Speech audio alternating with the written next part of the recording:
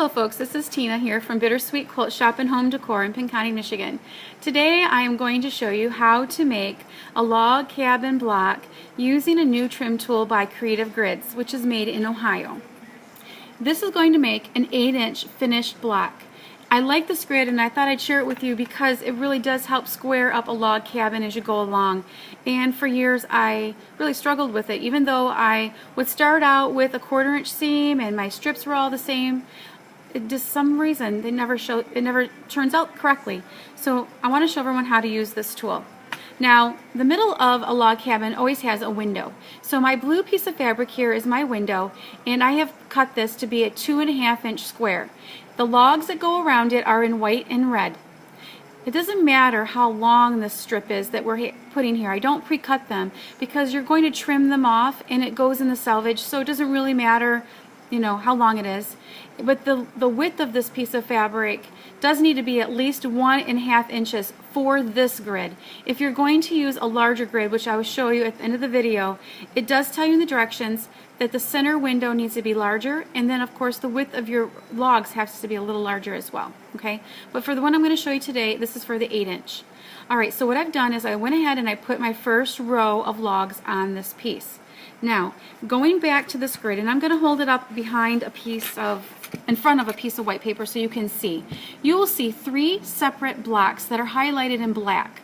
We are going to make the log cabin, but this grid also will do the courthouse steps and a half log cabin. So it does have some different ways to use it. For the first set of logs, we are going to trim using this first highlighted square.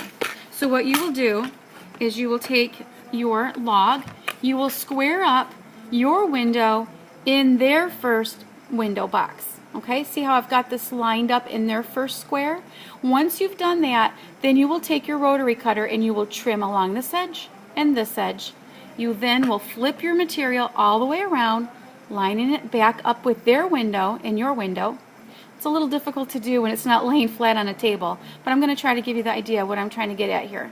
And then you trim again this side and this side. So now you've trimmed all 4 sides, and I'll show you the next set here. Right here you'll see where I have my first logs all the way around the window, and see how they are perfectly squared up and they're 1 inch finished. Now what I've done is gone on and I did my second set of logs all the way around it. I take my trim tool and I'm going to line up my window, the second window, with my window. So take it, line it up like so, okay? And once it's squared up, you're going to trim and trim, turn your fabric all the way around, lining up the second window again. It's so difficult to do this this way. And then trim and trim again. And now we're on to our third window. But can you see how the first row of logs and the second row of logs are perfectly square? Okay? Now we've gone ahead and put on our third row of logs. We're going to line it up with their final window, with our window. And I'm going to do that right here. Okay? There we go. And you're going to trim all the way around this time. Once you've done that, it squares it up to 8.5 inches because it is an 8-inch when you're completely finished. And this is what it will look like when you're done. And see how they're completely even all the way around. I really do like the grid. I think it will make making a log cabin so much simpler and really speed up the process as well. And if you wanted to chain sew these log cabins, that's how I did my last one. It does really fly by.